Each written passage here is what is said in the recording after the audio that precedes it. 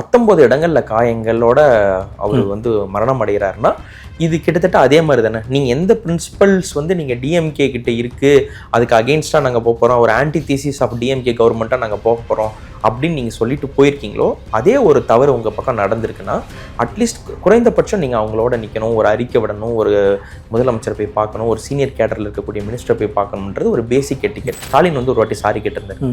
Sorry கேட்டதை வந்து sorry நீங்கள் சொல்லிட்டா எல்லாம் சரியாக போச்சா, நீங்கள் சாரி சொல்கிறது நியாயமானு ரொம்ப காட்டமான விமர்சனத்தை நீதி வேண்டும், சாரி வேண்டாம் நீதி வேண்டும் கேட்டிருந்தாங்க. அப்படி இருக்கும்பொழுது இப்போ நீங்கள் சாரி கூட சொல்ல மாட்டீங்க. விஜயோடைய கவர்மெண்ட்ல இது வந்திருக்குன்னா there is a bigger flaw in காவல்துறை. அப்போ இதற்கு நீங்க என்ன ஆக்ஷன் எடுக்க போறீங்க? நீங்க போய் அடிச்சு கொண்டீங்கன்றதுல பட் நீங்க என்ன ஆக்ஷன் எடுக்க போறீங்கன்ற அந்த கேள்வி வந்து இந்த வாரத்தோடைய மிக முக்கியமான கேள்வியா இருக்கு. அப்போ உங்களுக்கு ஒரு பாராட்டு கிடைக்கும் போது இது தமிழ்நாடு அரசாகுது, உங்களுக்கு ஒரு விமர்சனம் வரும்போது நாங்க பண்ணல, போலீஸ் துறை தான் பண்ணுச்சு, நாங்க பண்ணல, பத்திரப்பதிவு துறை தான் பண்ணாங்க அப்படின்னு கான்ட்ராடிக்டிங் ஸ்டேட்மெண்ட் சொல்றது ஜக்ஸ்டபோசிங்கா இருக்கு. ஏன்னா இதுல அமைச்சர் ரமேஷ் ஒன்று சொல்றாரு, நிர்மல்குமார் ஒன்று சொல்றாரு. வணக்கம் அம்மா. வணக்கம். அது நாகர்கோவிலில் சபரிவர்மன்கிற ஒரு மாற்றுத்திறனாளி வந்து லாக்அப் டெத் ஆகியிருக்காரு. அதுக்கு இது வரைக்கும் தமிழ்நாடு அரசு சார்பாக எந்தவித அறிக்கையும் விடலை.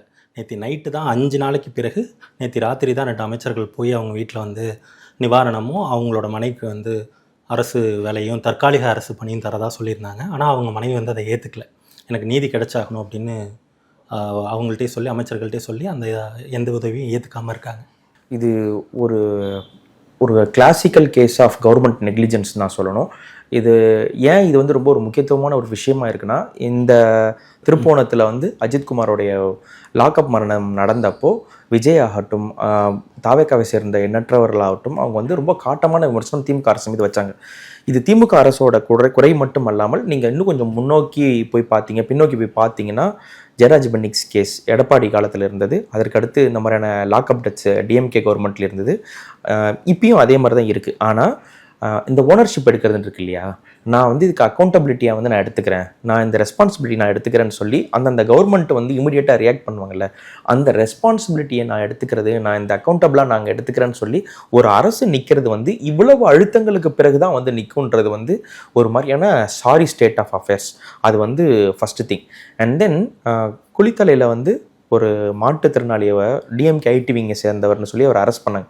நீங்கள் டிஎம்கேவை சேர்ந்தவர் அரெஸ்ட் பண்ணுங்கள், என்ன வேணால் பண்ணுங்கள், அவருக்கு வழக்கு பதியிறது அது பிரச்சனை இல்லை. ஆனால் மாற்றுத்திறனாளியாக இருக்கிற ஒருத்தர் அரெஸ்ட் பண்ணும்போது அவர் மெடிக்கலி ஃபிட்டாக தான் இருக்காருன்னு சொல்லி கோயர்சிவாக கஷ்டப்பட்டு சர்டிஃபிகேட் வாங்க பார்த்தாங்க.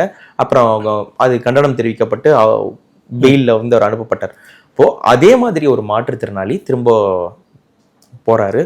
அவர் போகும்போது அவருக்கு எந்த விதமான உடல் உபாதைகளும் இல்லை, 19 இடங்கள்ல காயங்களோட அவர் வந்து மரணம் அடைகிறாருன்னா இது கிட்டத்தட்ட அதே மாதிரி தானே. நீங்கள் எந்த பிரின்சிபல்ஸ் வந்து நீங்கள் டிஎம்கே கிட்ட இருக்குது, அதுக்கு அகெயின்ஸ்டாக நாங்கள் போக போகிறோம், ஒரு ஆன்டி தீசிஸ் ஆஃப் டிஎம்கே கவர்மெண்ட்டாக நாங்கள் போக போகிறோம் அப்படின்னு நீங்கள் சொல்லிட்டு போயிருக்கீங்களோ அதே ஒரு தவறு உங்கள் பக்கம் நடந்திருக்குன்னா அட்லீஸ்ட் குறைந்தபட்சம் நீங்கள் அவங்களோட நிற்கணும், ஒரு அறிக்கை விடணும், ஒரு முதலமைச்சரை போய் பார்க்கணும், ஒரு சீனியர் கேடரில் இருக்கக்கூடிய மினிஸ்டரை போய் பார்க்கணுன்றது ஒரு பேசிக் எட்டிக்கெட். இதே தவறு கடந்த கால ஆட்சிகளில் நடந்தப்போ, திமுக ஆட்சியில் இருந்த அஜித்குமார் எடுத்து நடந்தப்போ விஜய் வந்து அஜித்குமார் வீட்டுக்கே போகிறாரு, உடனடியாக 2 லட்சம் நிவாரணம் அறிவிக்கிறாரு, இந்த மாதிரியான விஷயங்கள்லாம் பண்ணுறாரு.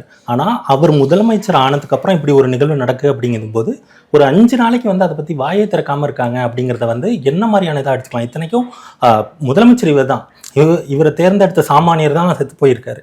காவல்துறையும் முதலமைச்சர் கையில் இருக்கிற ஒரு துறையாக தான் இருக்கு. வாயை திறக்காம இருக்கிறது வந்து ரொம்ப மோசமானதா இல்லை. மோசமானதுன்றதை தாண்டி எனக்கு எளிமையான ஒரு கேள்வி இருக்கு. நீட்டு விவகாரம் பயங்கரமாக நடந்துட்டு இருக்கும்போது மற்ற திரை நட்சத்திரங்கள் எல்லாம் எதுவும் பெருசாக ஆக்டிவிட்டி காட்டாமல் இருக்கும்பொழுது அனிதா வீட்டுக்கு நேரடியாக போன ஒரு பர்சன் விஜய். அப்போ விஜய்க்கு வந்து விஎம்ஐ மட்டும்தான் இருந்தது, விஜய் மக்கள் இயக்கம் மட்டும்தான் இருந்தது. தாவேக்கான்ற ஒரு கட்சியில் நான் அரசியலுக்கு வரப்போகிறேன் அப்படின்ற மாதிரியான எந்த ஒரு ஃபீலர்ஸும் விஜய் கொடுத்தது கிடையாது. ஸோ ஒரு சமூக பொறுப்புணர்வோடு நான் போய் அனிதா வீட்டுக்கு போனேன் அப்படின்றது ஒரு இது. ஸ்னோலின் தூத்துக்குடிக்கு போனதாகட்டும், அவங்களுடைய விக்டிம்ஸ் கூட நான் கூட இருக்கேன்னு சொன்னதாகட்டும், ஸோ ஏதோ ஒரு வகையில் பாதிக்கப்பட்ட ஒரு பக்கம் நிற்கிற ஒரு போக்கு இருந்திருக்கு. ஆனால் நீங்கள் சொன்ன மாதிரி இந்த ஒரு கவர்மெண்ட் ஃபார்ம் ஆனதுக்கப்புறம் ஒரு நடிகர் விஜயாக நான் வந்து நிற்கிறேன், ஒரு விஜயா வந்து நிற்கிறதுன்றது வேற. இப்போ நீங்கள் விஜயா வந்து நிற்க வேண்டிய அவசியம் கிடையாது. நீங்கள் ஒரு முதலமைச்சராக வந்து நிற்கணும் இல்லையா? நீங்கள் முதலமைச்சராக வந்து நிற்காமல் இருக்கிறது வந்து ஒரு மாதிரி நாசியேட்டிங்காக இருக்குது. ஏன்னா அவரே வந்து விஜய் வந்து நான் முதலமைச்சர் இல்லை, நான் வந்து அந்த இதுக்கு முன்னாடி இருந்த அந்த ஹைப், ஒரு ரசிகர்கள் என்னை பார்க்குற நான் ஒரு நடிகராகவோ இல்லை தாவேகா தலைவராகவோ இருக்கக்கூடிய அந்த இடத்துலயே தன்னை இன்னமும் பார்த்துக்கிட்டே இருக்காரோ? முதலமைச்சருங்கிற பொறுப்பு, அந்த அவ்வளோ பெரிய பொறுப்பை சுமக்கிறதுக்கு தவறாரோ? அவர் பார்க்குறாரு பார்க்கலன்றதை தாண்டி அவரே இல்லைன்னு சொன்னாலும் அவர் தான் முதலமைச்சர். ஆமாம், உங்களுக்கு பிடிக்குது பிடிக்கல, உங்களுக்கு தாவேகா பிடிக்குது பிடிக்கல, நீங்கள் ஓட்டு போட்டீங்க ஓட்டு போடல, ஓட்டு போட்டவருக்கும் ஓட்டு போடாதவருக்கும் சேர்த்து அவர் தான் முதலமைச்சர், நம்ம மாநிலத்தின் முதலமைச்சர். அப்போது இதுக்கு முன்னாடி ஒரு ப்ரிடெசஸர் ஈவெண்ட்டாக என்ன நடக்குது? இதுக்கு ஒரு ஈவெண்ட் என்னன்னு பார்த்தீங்கன்னா, லாக்அப் டெத்துக்குலாம் முன்னாடி அந்த அமோனியா கசிவு, ஓகே, அமோனியா கசிவு நடந்து நான் 15 பேர் 20 பேர் கிட்ட செத்து போகிறாங்க. இன்னும் நிறைய பேர் ட்ரீட்மெண்ட்டில் இருக்காங்க. நீங்கள் அவங்களோடையும் போய் வந்து அந்த விக்டிம்ஸ் கூடயும் போய் நீங்கள் நிற்கல. அதற்கடுத்து இந்த மாதிரி ஒரு குரூரமான ஒரு டெத்து நடக்குது. கவர்மெண்ட்டோட நெக்லிஜென்ஸ் காரணமாக, ஒரு அரசனுடைய எதேச்ச அதிகாரம் காரணமாக, அரசோடைய காவல்துறை வந்து நேரடியான ஒரு டெத்துக்கு காரணமாக இருக்குன்னும் போது நீங்கள் போய் நிற்கிறது வந்து இந்த கவர்மெண்ட் இதற்கு மேல் இந்த மாதிரியான தவறுகள் நடக்க விடாமல் பார்த்துக்கும். ப்ளஸ் வேறு ஏதாவது ஒரு இஷ்யூஸ் வந்தால் கூட இந்த கவர்மெண்ட் பாதிப்படைஞ்சவங்க பக்கம் நிற்கும்ன்றது வந்து மக்களுக்கு கொடுக்குற ஒரு ஊர்ஜிதம், ஒரு நம்பிக்கை. அந்த நம்பிக்கையை வந்து தொடர்ச்சியாக கொடுக்க தவறிட்டாங்க நான் நினைக்கிறேன். ஒன்று. இன்னொன்று, சாரி கேட்டது, ஸ்டாலின் வந்து ஒரு வாட்டி சாரி கேட்டிருந்தார். சாரி கேட்டதை வந்து சாரி நீங்கள் சொல்லிட்டா எல்லாம் சரியாக போச்சா, நீங்கள் சாரி சொல்கிறது நியாயமானு ரொம்ப காட்டமான விமர்சனத்தை நீதி வேண்டும், சாரி வேண்டாம் நீதி வேண்டும் கேட்டிருந்தாங்க. அப்படி இருக்கும் பொழுது இப்போ நீங்கள் சாரி கூட சொல்ல மாட்டீங்க, நீங்கள் சாரி கூட சொல்ல மாட்டீங்கன்னா நீங்கள் நீதி எப்படியே கொடுப்பீங்கன்ற கேள்வி இருக்குது. அவங்க அரசு வேலையை வந்து எங்களுக்கு ரொம்ப முக்கியம் கிடையாது, எங்களுக்கு நீதி வேணும்னு அவங்க சொல்கிறது வந்து ரொம்ப நியாயமான ஒரு விஷயம். இந்த போக்கு என்ன ஆகுதுன்னா, நாங்கள் கரூர் விக்டிம்ஸ் யாராவது கஷ்டப்பட்டாங்கன்னா அவங்களுக்கு இந்த கவர்மெண்ட் வேலை, அடுத்து யாராவது ஒருத்தர் செத்தாருன்னா அடுத்து கவர்மெண்ட் வேலை. இந்த கவர்மெண்ட் வேலைன்ற பாயிண்ட்டை மட்டும் நீங்கள் சொல்லிட்டு அதெல்லாம் வந்து ஆஃப்டர் மேத். நீங்கள் ரெஸ்பான்சிபிள் பர்சனுக்கு நீங்கள் என்னென்ன பண்ண போகிறீங்க? இது வந்து ஒரு கஸ்டோடியல் டெத்து கிடையாது. ஒரு ஸ்டேஷனில் அடித்து சாகடிச்சாங்கன்னா அது வேற. சிறை உள்ளாரே ஒருத்தர் அடித்து துன்புறுத்தப்பட்டு கொண்டு இருக்காங்கன்னா இது வந்து கைதிகள் மட்டும் பண்ணாங்களா, இல்லை இன் கொல்யூஷன் வித் போலீஸ் பண்ணாங்களா, யார் அடித்தாங்க? போஸ்ட்மார்ட்டம் ரிப்போர்ட்லையும் கூட சரியான தகவல்கள் எதுவும் இல்லை அப்படின்னு சொல்லி கனிமொழி தெளிவான விஷயம். நேரம் வந்து எப்போ இறந்து போனாரு அப்படிங்கறத வந்து குறிப்பிடவே இல்லை அப்படின்னு சொல்றாங்க. அதுல சந்தேகம் இருக்கு. அது வந்து 12ஆம் தேதி ராத்திரியா இருக்குங்கிற சந்தேகம் இருக்கு. ஆனா 13ஆம் தேதி தான் அவர் இறந்துட்டாருங்கிற தகவல் வெளில வருது. அப்படிங்கும்போது போஸ்ட்மார்ட்டம் ரிப்போர்ட்ஸ்லேயே நீங்க சரியான டெக்ளரேஷன் இல்லை அப்படிங்கிற மாதிரி கூட சொல்லியிருக்காங்க. ஆமா, இது நீங்க சொன்ன ஒரு பாயிண்ட் வந்து இருக்கு. அந்த ஒரு கிளாரிட்டி வந்து அதுல இல்லை. எனக்கு அதை விட இன்னொரு ஒரு விஷயம், இரிட்டேட்டிங்கான விஷயமா என்ன இருக்குன்னா, இவ்வளோ பிரச்சனை நடந்துகிட்ருக்கு. நீங்கள் சமூக நீதி காவலர்களாக உங்களை நீங்கள் பொசிஷன் பண்ணிக்கிட்ட அந்த இடதுசாரி இயக்கங்கள், அவங்களுடைய கூட்டணி கட்சிகள், அவங்க எல்லாருமே ஒரு மாதிரியான ஒரு கனத்த மௌனம், அந்த ஒரு கனத்த கள்ள மௌனத்தை வந்து வச்சுக்கிட்டே இருக்கிறது வந்து இன்னும் அழுத்தத்தை வந்து அதிகமாக்குது. இப்போது அந்த ரெஸ்பான்சிபிலிட்டி எடுத்துக்காமல் விடுறது இந்த இடதுசாரி இயக்கங்கள், அப்புறம் விசிகா, அவங்க கம்யூனிஸ்ட் இயக்கங்கள், அவங்களுடைய அந்த கனத்த மௌனம் வந்து ஒரு மாதிரி டிஸ்டர்பிங் ஃபேக்டராக இருக்குது. ஏன்னா அவங்க இந்த ஆட்சிக்கு ஆதரவு கொடுத்துட்டு போகும்பொழுது அவங்க சொன்னது வந்து பிஜேபியோட இன்ஃபில்ட்ரேஷன் வராமல் இருக்க நாங்கள் சப்போர்ட் கொடுக்குறோம், அடுத்து நாங்கள் இருக்கிற இடத்துல ஒரு தவறு நடக்காதுன்ற ஊர்ஜிதம் கொடுத்தாங்க.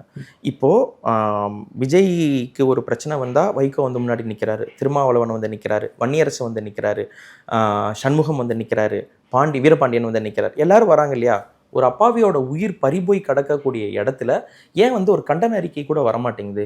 ஏன் ஒரு கார்த்திக் சிதம்பரம் வந்து இது வழக்கமாக நடக்கிறது தானே அப்படின்னு சொல்லி, இது எவ்வளோ அவமானம். ஒரு வழக்கமாக நடக்கிறது, ஒரு சாவு வழக்கமாக நடக்கிறதான்னு சொல்கிறது எவ்வளோ அவமானம். அப்போ வழக்கமாக நடக்கிறதுனா வழக்கமான கவர்மெண்ட் இருந்துட்டு போயிடலாமே, வழக்கமான அதிமுக இருந்துடலாம், வழக்கமான திமுக இருந்துடலாம்.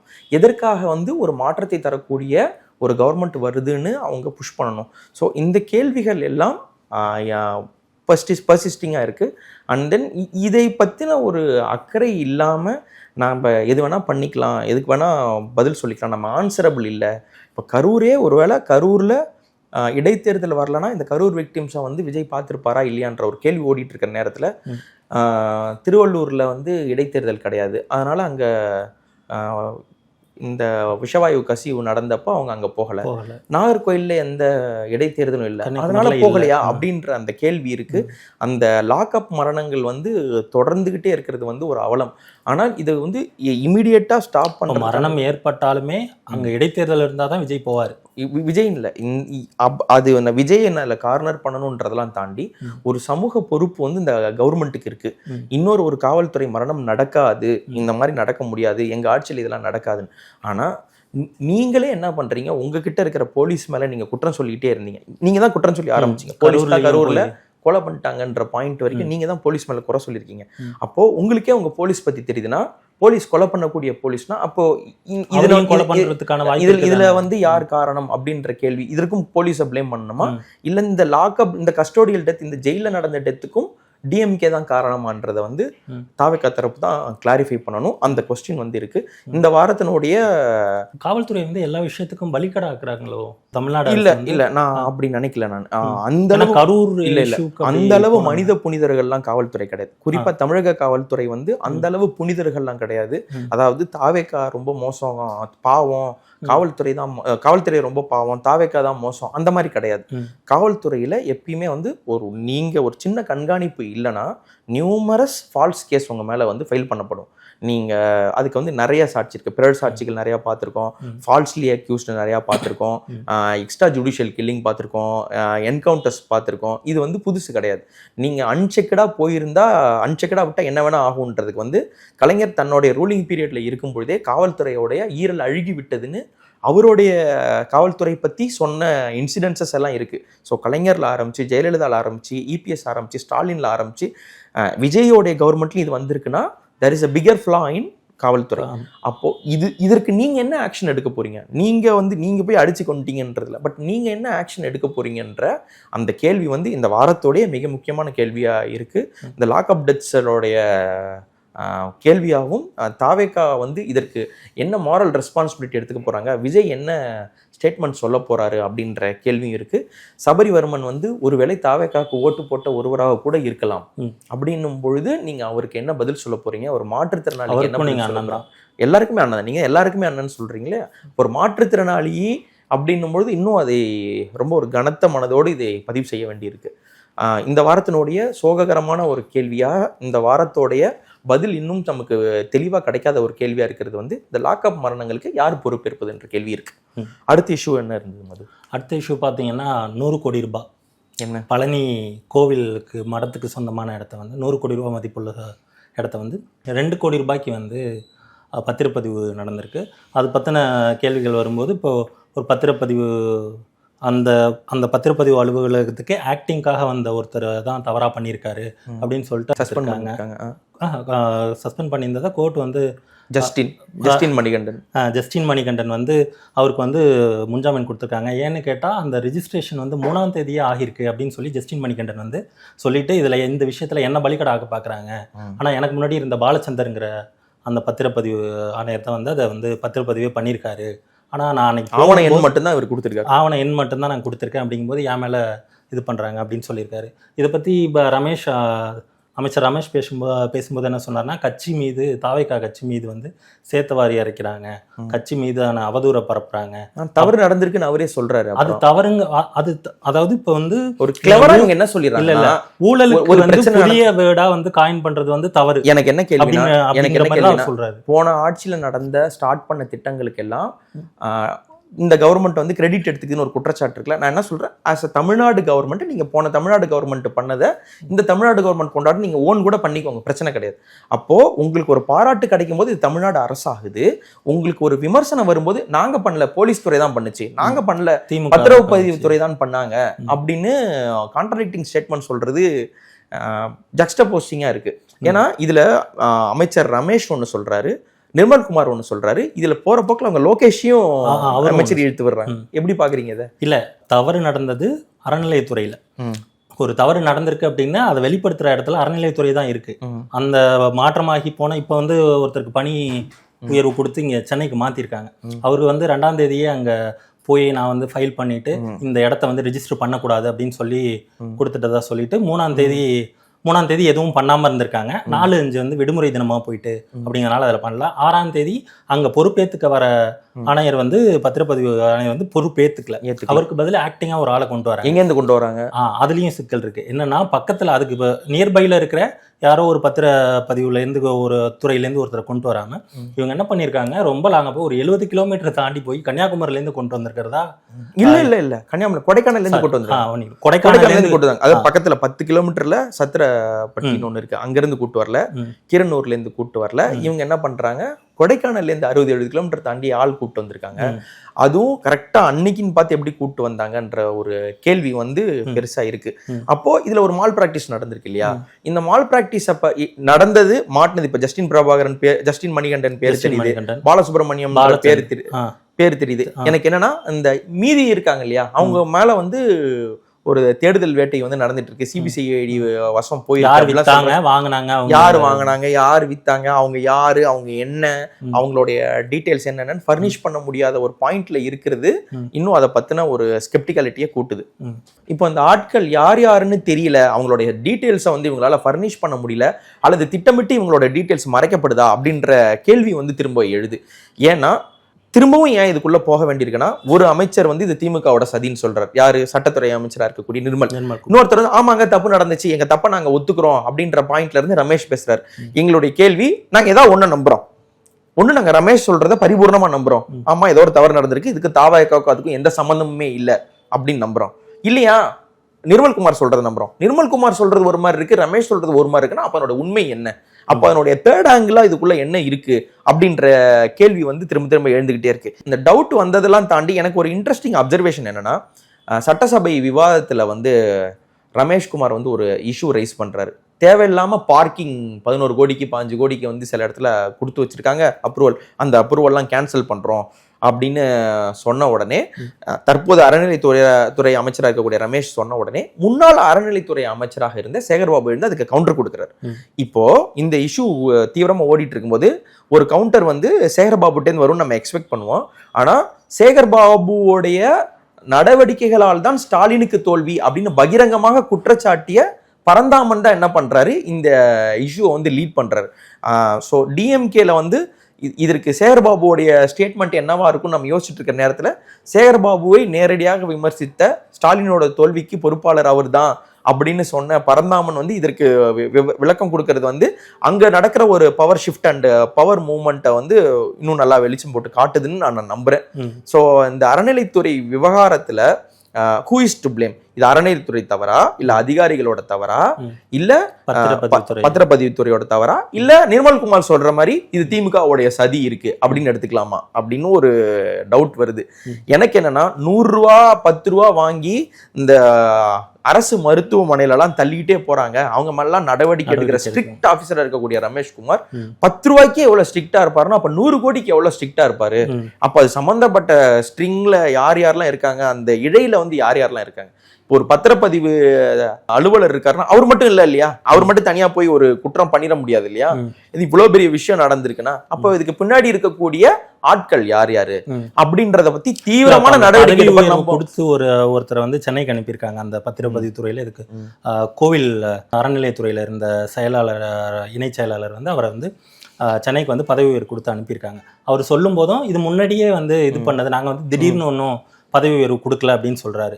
இப்போ ஜஸ்டின் மணிகண்டன் கோர்ட்ல போயிட்டு எனக்கு இதுக்கு சம்பந்தம் இல்லைங்க, அவங்க செஞ்சிருக்காங்க, நான் வந்து நம்பர் தான் போட்டு கொடுத்தேன், எனக்கு அதுக்கு சம்பந்தமே இல்லைங்கிறாரு. இப்போ இந்த அரசு அலுவலர்கள் எல்லாமே விக்டிமா இருக்காங்க.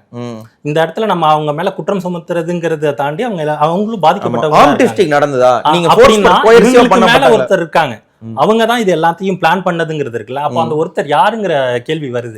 அப்படி வருங்கும்போது இவங்க தவறுன்னு சொல்லி அதை கடந்து போறதை வந்து எப்படி தமிழ்நாடு எது சொன்னாலும் ஏத்துக்கும், இவங்க எது பண்ணாலும் ஏத்துக்கும் அப்படிங்கிற இடத்துல இருந்து இன்னும் அணுகுறாங்களோ அப்படிங்கிற மாதிரி இருக்கு. எனக்கு என்னன்னா இது தமிழ்நாடு ஏத்துக்கிறாங்கன்னே வச்சுக்கோம், அந்த விஜய் மேல இன்னும் அந்த கிரேஸ் இருக்கு, ஏத்துக்கிறாங்கன்னே வச்சுக்கோம்.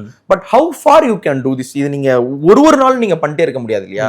எனக்கு என்னன்னா இந்த 100 கோடி விவகாரம் ஓடிட்டு இருக்கும்பொழுது 1.5 லட்சம் வந்து ஒருத்தர் லஞ்சம் வாங்கினாரு, மேடவாக்கம் பக்கத்துல ஒருத்தர் ஊராட்சி மன்ற தலைவர் சம்படி அவர் வந்து லஞ்சம் வாங்கினார், அது திமுக சதின்னாங்க.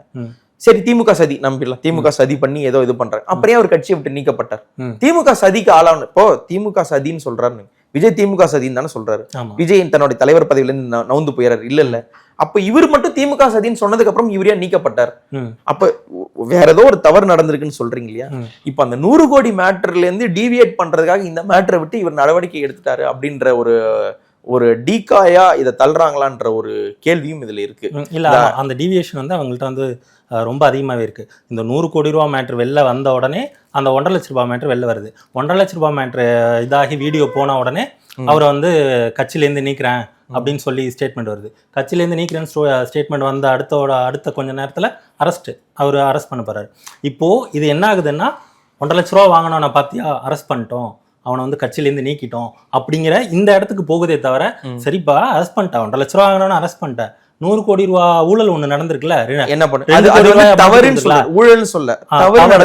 இன்னுமா வந்து தமிழ்நாட்டுல வந்து ஊழல் கிடையாது, அது தவறுன்னு தவறுதான். ஏன்னா நீங்க கலைஞர் வந்து இந்த திருநங்கைகள்னு மாத்தினாரு, அந்த மாற்றுத்திறனாளிகள் மாத்தினாரு இல்லையா, அதே மாதிரி ரமேஷ் வந்து ஊழலை வந்து தவறு மாத்திட்டாரு. இன்னுமா நம்ம வந்து ஊழலை வந்து தவறுன்னு தான் சொல்லணும் தமிழ்நாட்டுல. இந்த தவறுகளுக்கு எல்லாம் இப்ப வந்து யார் பொறுப்பேற்றுக்கிறது அதுதான் தெரியல. அதுக்கான அதுவும் இல்லாம நேற்று அமைச்சரவை மீட்டிங் நடந்தது. அமைச்சரவை மீட்டிங்ல வந்து அமைச்சர்கள் வந்து அமைச்சர்கள் வந்து தவறுகள் எதுவும் பண்ணியிருந்தா அவங்கள வந்து பார்க்க மாட்டேன், எவ்வளவு நெருக்கமான சொல்லியிருக்காரு முதலமைச்சர் வந்து சொல்லியிருக்காரு அவங்களை வந்து பதவியிலேருந்து நீக்கிடுவேன்னு. இப்போ பதவியிலேருந்து நீக்கிடுவேன்னா இந்த தவறு செய்த அறநிலைத்துறை அமைச்சர் ரமேஷா இல்ல வந்து பத்திரவு பதிவுத்துறை அமைச்சர் லோகேஷா அப்படிங்கிற இடத்துல இருந்து பார்த்துட்டு யாரை பதவியை விட்டு இறக்க போறாரு, வேற அமைச்சரை பதவி இறக்க போறாருன்னு தெரியல. இதுல இன்னொரு விஷயமும் நடக்குது. பிரச்சனை அறநிலையத்துறை சார்ந்தது, அவங்க தான் பொறுப்பெடுக்கிற இடத்துலயும் இருக்காங்க. ஆனா அதை கொண்டு போயிட்டு பத்திரப்பதிவுத்துறை அப்படின்னு போடுறதுலயே வந்து ஒரு பாயிண்ட் ஏதோ இருக்கும் அப்படிங்கிற ஒரு டவுட், ஒரு பால் டாஸ் பண்ற மாதிரி அது ஒரு கொஸ்டின். இன்னொரு மேட்ரு எனக்கு என்னன்னா, இந்த கேள்விகள்லாம் ரைஸ் பண்றாங்க. அமைச்சரே தவறு இருக்குன்னு ஒத்துக்கிறாரு, அதே தவறு இருக்கு, இது வந்து நியாயமா அப்படின்னு கேட்ட ஏடிஎம்கே ஐடி விங் நிர்வாகிகள் மேல வந்து கேஸ் பதியப்பட்டிருக்கு. நீங்க வந்து மேலிஷியஸ் இன்டென்ட்டோட நீங்க ரூமர் ஸ்ப்ரெட் பண்றாங்க போறாங்க அப்படின்னு சொல்லி அவங்க மேல வந்து வழக்கு பதியப்பட்டிருக்கு. அப்போ தவறு நடந்திருக்குன்னு சொல்றது வந்து மினிஸ்டரே சொல்றாரு, மினிஸ்டர் சொல்றதுதான் ஏடிஎம்கேவும் சொல்றாங்க. இப்போ ஏடிஎம்கே காரங்க மேல வந்து நீங்க கேஸ் ஃபைல் பண்ணுவீங்கன்னா தவறு நடந்திருக்குன்னு சொல்ற ரமேஷ் மேலையும் கேஸ் போடுங்க. நீங்க நிர்மல் சொல்றதுக்கு கான்ட்ராடிக்ட் பண்றாரு ரமேஷ்னு சொல்லி ஒரே தராசுல ஏடிஎம்கே பீப்புள நீங்க எப்படி ட்ரீட் பண்றீங்களோ அதே மாதிரி நீங்க அதே ஜஸ்டிபிகேஷன் தான் நீங்க உங்களுக்கு கொடுக்கணும். அது மாதிரியான ஒரு டிரான்ஸ்பரண்டான ஒரு ரமேஷ் பேட்டி கொடுக்குறாரு. அந்த பேட்டியில வந்து ஒரு 14 நிமிஷம் கிட்டத்தட்ட பேசியிருக்காரு. அதுல வந்து அவர் பெரும்பான்மையா சொன்ன இது வந்து, நீங்க வந்து எங்க மேல அவதூறு போடுறீங்க, அவதூறு போடுற யார் மேல இருந்தாலும் சட்டப்படி நடவடிக்கை எடுப்போம், அவங்க மேல வந்து வழக்கு தருவோம். இதை வந்து கண்டினியூஸா திரும்ப பதிவு பண்ணிக்கிட்டே இருக்காரு. பண்ணாதீங்க, உங்களை பிடிச்சி உள்ள வச்சிரும். அது சம்பந்தமா ஒருத்தர் வந்து இது ஊழல் இல்லையா அப்படின்னு சொல்லி ஒண்ணு கேட்டு, ஊழல் இல்லையான்னு ஒரு திமுக காரர் தான் நினைக்கிறேன். யார் கேட்டா ஒன்று தப்பு நீங்களே தப்புன்னு தான் சொல்றீங்க, அப்ப இது தப்பு இல்லையான்னு ஒருத்தர் கேட்கிறாரு அப்படின்னா அவர் யாரா இருந்தா என்ன, நீங்க அவங்களுக்கு பதில் சொல்ல வேண்டியதானே. அவருக்கு மோசமான இது வந்து ஒரு பாசிஸ்ட் மனநிலை இல்லையா? கேள்வி கேட்டாலே சரி, இதை நீங்க சின்ன தப்புனே விட்டு போயிடலாம். எங்களுக்கு என்னன்னா, இந்த 10 ரூபா ஒருத்தர் தள்ளு வண்டிக்கு 10 ரூபா வாங்கினதே ஒரு பெரிய தப்பா? பெரிய தப்பு. 100 கோடியில எத்தனை 10 ரூபா இருக்கு? நிறைய 10 ரூபா இருக்கும்ல, எனக்கு கணக்கு தெரியல, ஜீரோ கணக்கு நிறைய இருக்கு இல்லையா? அப்போ அந்த 10 ரூபாய்களுக்கு எல்லாம் சேர்த்து நீங்க பெரிய ஆக்ஷன் எடுக்கணும் இல்லையா? அந்த ஆக்ஷன் எடுங்கன்னா ஏடிஎம்கே கேக்குறாங்க, நீங்க டிஎம்கே விட்டுருங்க. ஏடிஎம்கே மேல ஏன் நீங்க அப்படி ஒரு இது? ஏன்னா உங்களுக்கு தான் அவங்க தானே எம்எல்ஏ சப்ளை பண்ணிட்டு இருக்காங்க. இப்போ உங்களுக்கு எம்எல்ஏ சப்ளை பண்றவங்க மேலே தான் அவரு கூட்டு களவாணித்தனம் பண்றாங்க. இபிஎஸ் அவரோட பேட்டியில சொல்லி அதிமுக கூட்டு களவாணித்தனம் பண்றாங்கன்னு சொன்னதுனால அவர் இபிஎஸ் வந்து பேட்டி கொடுத்துருக்காரு ரொம்ப நாளைக்கு அப்புறம். வந்துட்டு நாங்க அப்படிலாம் நீங்க எல்லாம் இப்ப சொல்றீங்க தீய சக்தின்னு, எம்ஜிஆர் கட்சி ஆரம்பிச்சப்போவே நாங்க வந்து தீய சக்தின்னு தான் சொல்லிட்டோம். அந்த தீய சக்தியோட நாங்க போய் எதுக்கு இணைய போறோம்?